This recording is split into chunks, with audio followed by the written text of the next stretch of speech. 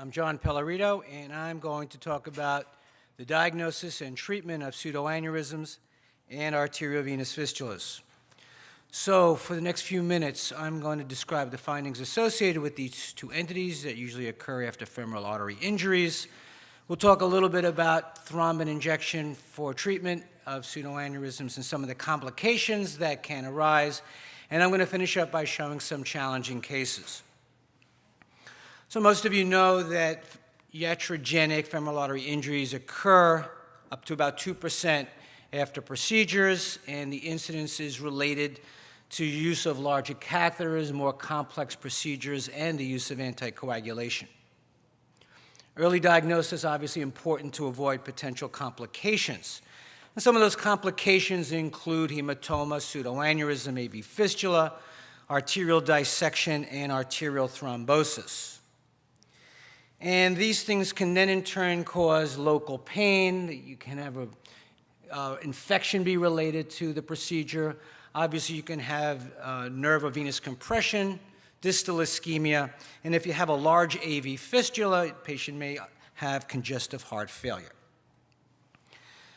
Now, most of you have seen pseudoaneurysms. You recognize these as vascular masses connected to the underlying artery, usually the femoral artery after a femoral puncture, by a tract or a neck.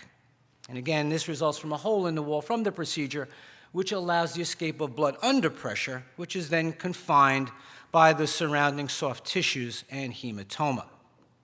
And this image was created by one of my sonographers. We love using B-flow. You really can see the hemodynamics of a lot of vascular abnormalities, and this shows the swirling that occurs inside the pseudoaneurysm cavity. Now, studies have shown that probably the most important predisposing factor for the formation of a pseudoaneurysm is insufficient manual compression after the procedure. Less than 5 minutes of compression increases your risk. Obviously, the more complex the procedure, the greater the risk of pseudoaneurysm. So use of intra-aortic balloon pumps, arteriovenous infiltration, stent placement also increases your risk. So here's another example of a pseudoaneurysm. Obviously, in real time, we see the swirling. You've seen a couple of examples of this already. We showed you one with regard to a renal transplant. After a procedure, you get that classic yin-yang pattern.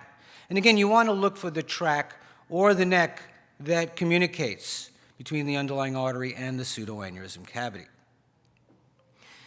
In real time on color Doppler, you can see the to and fro that occurs. Blood flow goes into the cavity during systole because of the higher pressure gradient.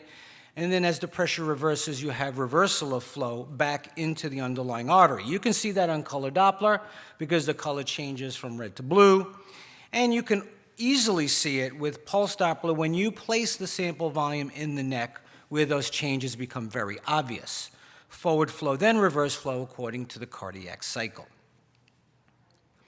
Now, you can have complex pseudoaneurysms with multiple loculations. Here's an example of multiple locules in series, and it's very important when you scan these patients that you identify the underlying artery and vein. That way you don't miss part of the abnormality. And no matter where you sample across that chain of pseudoaneurysms, you will see to and fro flow. And obviously they can occur in different locations. Here's a patient that has a large pseudoaneurysm after an axillary puncture. And this was treated with a balloon because this was not deemed to be compatible for a thrombin repair because it wasn't entirely visualized. So there are a number of different treatment options for pseudoaneurysms. First, you can take a conservative approach and see if the pseudoaneurysm will spontaneously thrombose. And I will do that for pseudoaneurysms that are 1 centimeter or less. Although I don't have any series that confirms the value of using the 1 centimeter cutoff, this is something I've been doing for years and it seems to work pretty well. Many of these will spontaneously go away when they're small. Obviously, if they're complex or not amenable to thrombin injection or compression repair, they may go on to surgical repair. Ultrasound-guided compression repair was possible years ago, but we no longer do those because those same patients are typically amenable for thrombin injection. And for those unusual cases like the one I just showed you when we had that large axillary pseudoaneurysms, those may go to the interventional suite and have a balloon occlusion or other similar technique. Here's a study that was done by Eric Paulson years ago where he looked at several factors to see which pseudoaneurysms would spontaneously thrombose. And he came up with some factors: small size, long, narrow neck, the age less than a month, but he concluded there really weren't reliable color Doppler features to determine which pseudoaneurysms will spontaneously thrombose. A similar study was also done looking at other factors, and in this study, the only factor that was felt to be reliable, according to this author, was the length of the neck that was less than 1 centimeter. Here was a relatively large series from the Journal of Vascular Surgery, which looked at 196 pseudoaneurysms, 81 AV fistulas, and 9 combined lesions to see which ones required surgical repair and which ones can be followed to see if they would spontaneously thrombose. The ones that went on to surgical repair were the ones that should be treated that way because they were very large or they were expanding, causing severe pain or nerve compression, or couldn't be followed up. So those patients were treated by the surgeon. The others were followed. And that was a group of 147 vascular abnormalities, and you can see that 89% of the pseudoaneurysms in this series spontaneously thrombosed. And maybe a little surprisingly, 81% of the AV fistulas, these very high flow states, also spontaneously thrombosed. 14% of that group ended up going to surgery, and there were no significant complications. Which brings me into the discussion of thrombin repair, which is really our mainstay for the treatment of pseudoaneurysms. Obviously a non-operative alternative, and for these we use a relatively small needle, a 22-gauge needle that we place into the pseudoaneurysm cavity directly under ultrasound guidance. And in this image you can see the needle very well with its tip placed within the cavity. Once you've identified the needle location, then you can inject the thrombin directly into the cavity while we watch, typically with color Doppler on. And in most cases, we experience immediate thrombosis of the pseudoaneurysm, and we have found it to be very fast and effective treatment for these lesions. One of the first articles that came out describing the technique came from Kang and his group in the Journal of Vascular Surgery. He had a series of 21 pseudoaneurysms. 20 of these were successfully treated with 1 cc or less of thrombin, again injected directly under ultrasound observation, most of them treated under 20 seconds, 5 of which required a second injection. And in his initial study, he described no complications or recurrences. When we do these procedures, we have to typically assess the anatomy of the pseudoaneurysm in a similar manner that we did for ultrasound-guided compression repair. We want to assess the location, the size, and of course the neck. We'll discuss the procedure with the patient and obtain informed consent because of the possibility of a complication. We don't give any premedication, and anticoagulation is not a contraindication. We published this series years ago, and this was a series of 40 consecutive patients that all had initial thrombosis after thrombin injection. In this series, we used an injection of just about half a cc with a 22-gauge needle. One of these patients required a second injection because it was a complex lesion, and we had one complication. We had a recurrence in the same patient because the needle tip wasn't very well seen. Patient eventually had a thrombosis of the underlying artery, and after treatment in the interventional suite, developed a second pseudoaneurysm. So, very important lesson learned there that you need to know where the lesion tip is before you do the injection. Here's one of our cases. Again, you can see the pseudoaneurysm arising from the common femoral artery. The neck was well visualized, and after the injection, you can see it's been converted to a hematoma. There's no flow in the lesion, and we document patency in the underlying artery and vein after the injection. Here's another example. Here's a bilobed pseudoaneurysm. The artery's down. Here's the common femoral artery above the bifurcation.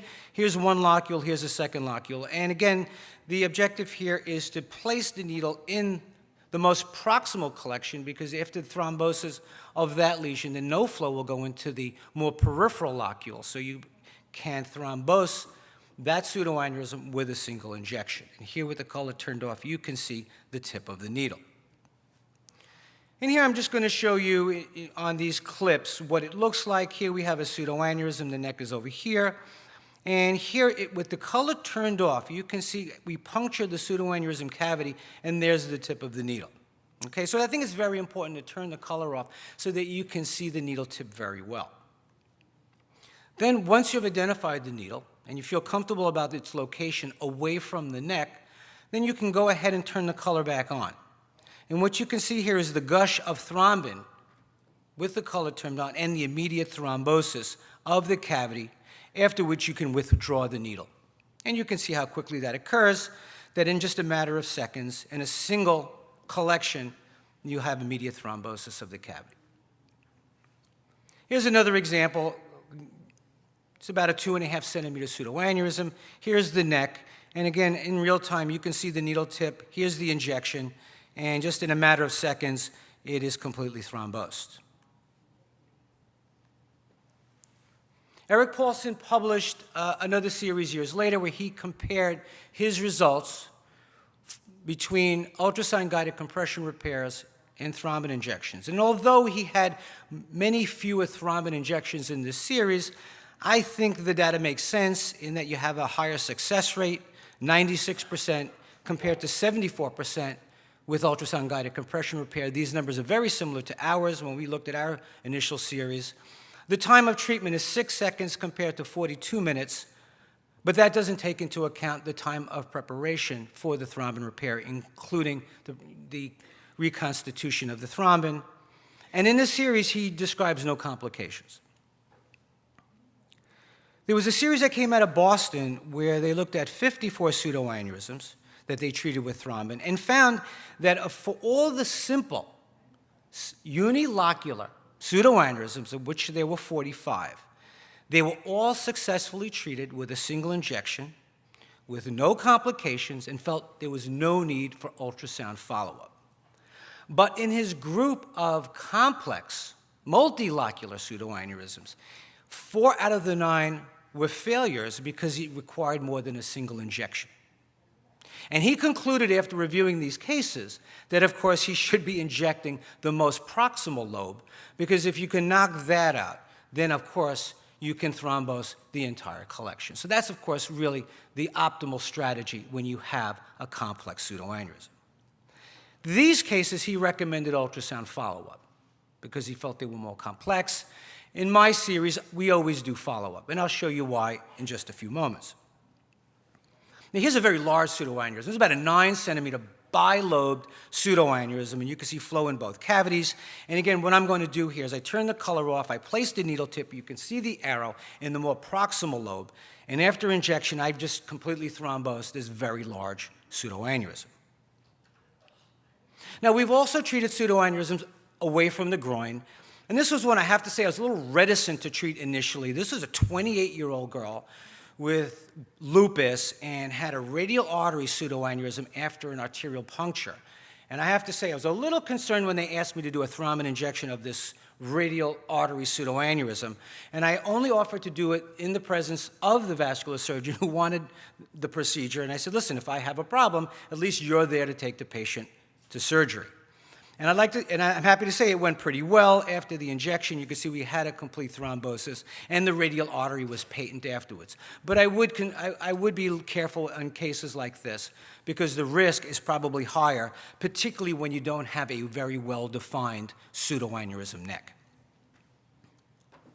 This is our series that we published this year looking at recurrence rates, because there's nothing in the literature to say how often do these things come back. So we looked at 262 consecutive cases. Our overall success rate for thrombin repair was 86%, and our recurrence rate was almost 11%. I was surprised that it was so high, because as many of these cases go on, and I don't see them all, and I don't get follow-up in all of these, and we found that of these 11% of recurrences, we found that the factors that seemed to be the most important were large pseudoaneurysm size and thrombocytopenia. Our complication rate was 3%, and this was related to 5 cases that had vascular thrombosis and 2 that ended up developing an infection.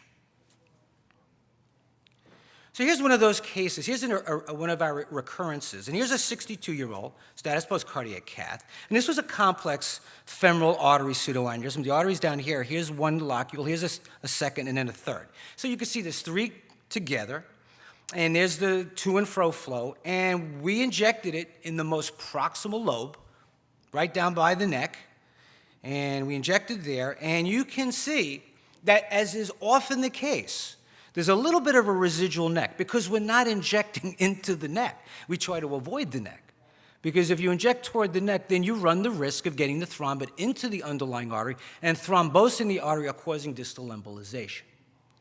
So seeing a residual neck is fairly common, and that's one reason why we follow them.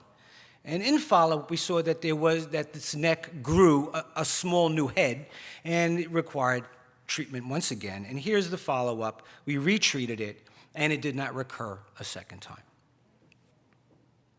Now, Lennox in the Journal of Vascular Surgery described the complications that may occur.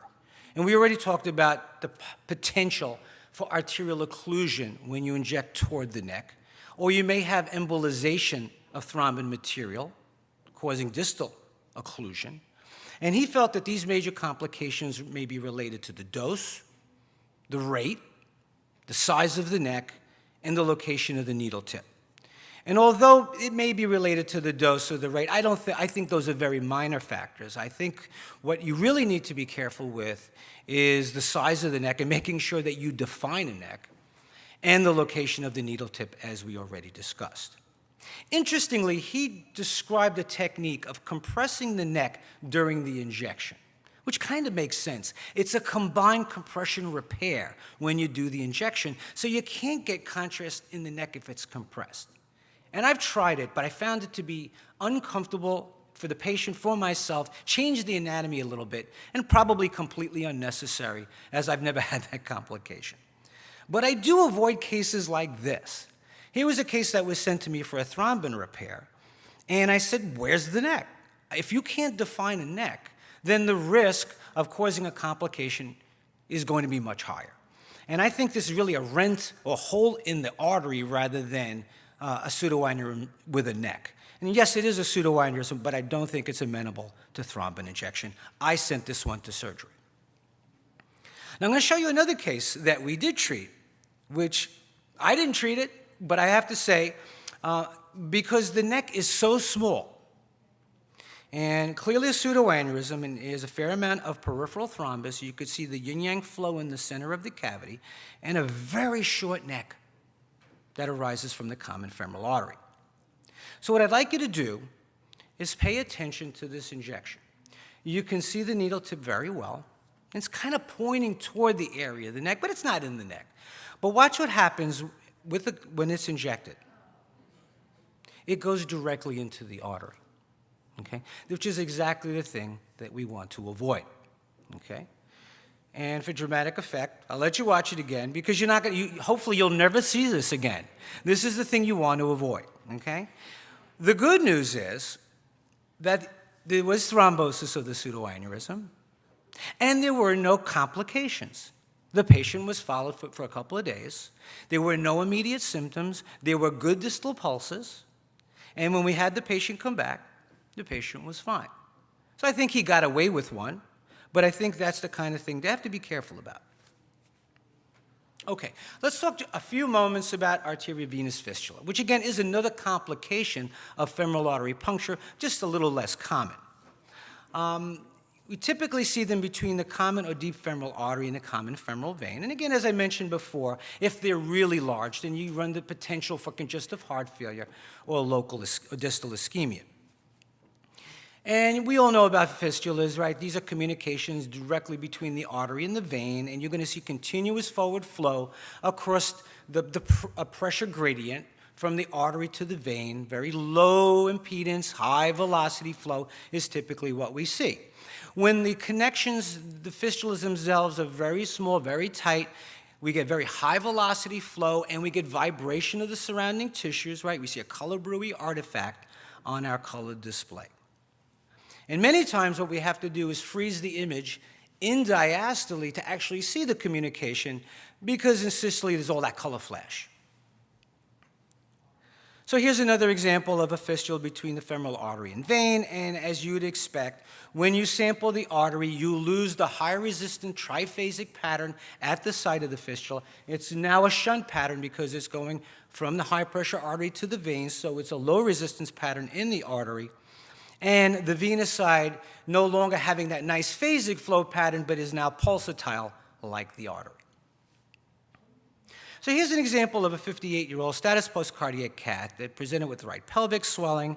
And this is a nice one because it's a relatively large fistula between the external iliac artery and vein. Obviously, the puncture was a little high, and we can see the classic changes in the artery and the vein. The artery is no longer triphasic, as we would expect in the iliac artery. It's got a low resistance pattern. And when you sample the external iliac vein, it's arterialized. So very simple diagnosis. And if you place the sample volume within the fistula, you get very high velocity flow. Here it's close to 500 centimeters per second. Now, let's get into some more interesting, complicated cases. Here's a 54-year-old with a right groin mass status post-cardiac cath. Now, you clearly can see a classic pseudoaneurysm. Frozen in time, it's a beautiful yin-yang pattern. But what else do you look at? I mean, the thing is, these are the things that my sonographers may miss or get confused by because they may just stop at the more obvious finding. On this particular image, it's also very easy to see that there's also a communication between the artery and the vein. And what makes this more complicated in real time is the tremendous Bruy artifact that's occurring at that location. So by freezing it in diastole, you lose a lot of the noise, and you can see the abnormalities really well. So here we're looking at this combined pseudoaneurysm AV fistula, which can occur, particularly when there are multiple punctures. And, you know, July and August, when all the new residents and fellows come on board, we tend to see more of these abnormalities due to the fact that there are multiple groin punctures for a single procedure. And here on the site of the fistula, we have a high velocity, low resistance pattern, and in the neck of the pseudoaneurysm, we get classic to and fro flow. And this one we treated with thrombin, because the neck was away from the fistula and we had a good result. You could see, and then we waited for the fistula to spontaneously thrombose. Okay, let's take a look at this case. This is a little trickier. Here's a 74-year-old, status post-groin catheterization, presenting with a pulsatile groin mass. So classic history, rule out pseudoaneurysm, and this is what we see. So these are the images obtained by my sonographer. And we could see that there's this lobulated abnormality arising from the femoral artery. And, you know, my sonographers, they love B-flow, they love power Doppler. It's great, give us great images. And, of course, they have to sample the neck. And here's the sample that was obtained in the neck. And there's the waveform. And you can see how it's labeled. Clearly, they thought it was a pseudoaneurysm, and may have thought that this was to and fro flow. Maybe some of you think it's to and fro flow, but it's not. Because with to and fro flow, you have a forward and reverse alternating component. They don't occur at the same time. This is more of a mirror image artifact, where you have the same arterial component above and below the baseline. So it's not a to and fro waveform. And probably the take-home point here is that if you don't get a to and fro flow waveform in the neck, then don't call it a pseudoaneurysm, because that's probably not what it is. So although it was thought to be a pseudoaneurysm, I was very suspicious of that, because the waveform wasn't right. So I went back in, and I found that it's actually a complex arterio-venous fistula. And although you may think that's semantics, it makes a whole lot of difference when you decide how you're going to treat it, because you don't want to stick a needle full of thrombin in that cavity, because I can tell you exactly where it's going to go. And you figured that out. So when you place the sample volume now and you see without the mirror image, it's clearly a high velocity, low resistance pattern, that it is a fistula with a small pseudoaneurysm component built into it. Now, one more case. Here's an 85-year-old with a pulsatile groin mass. And this is even more confusing, I think, for the group looking at it, because the anatomy is hard to see, right? When these patients get punctured, especially multiple times, there's a lot of swelling, there's a lot of pain over the site, and it may be difficult to image. So here, the still image that was given to me, and then when I went back and looked at it, because I couldn't figure out what they were showing me. And I see a little this like sparkling there, and I said, well, I'm not sure what that is. It kind of looks like a pseudoaneurysm. And I went in there and took a waveform, and that's what I saw. So I said, well, certainly not to and fro. Not exactly sure what I'm looking at yet. So looking around, I have this sort of color rain over the site of the puncture. And of course, that's the key to doing these studies. Look for the puncture, and you put the probe on top of it. You don't have to go fishing around looking for the abnormality. You go at the puncture site. And at the puncture site, you see all this color rain. And so I sample around that, and you could see I get this sort of arterialized flow pattern. So here's a little bit of a clearer image. What's the diagnosis? Now you're starting to see the communication, right? You're starting to see the loop that's going on here, and why we got such a low resistance flow pattern, because it's not a pseudoaneurysm, but a very complex arterio-venous fistula. Okay? So it took a few minutes to get that image because of all the artifact and because of the pain and the swelling. But clearly, it's a fistula, and that we're not going to treat this with thrombin. Okay, so I'm going to conclude here. My time's up. Duplex and color Doppler, valuable for the diagnosis of pseudoaneurysm and AV fistula, helps us to distinguish other causes of pulsatile groin mass, such as a hematoma. And as you've seen and probably know, that thrombin injection is rapid and effective treatment for the repair of pseudoaneurysms. Thank you very much.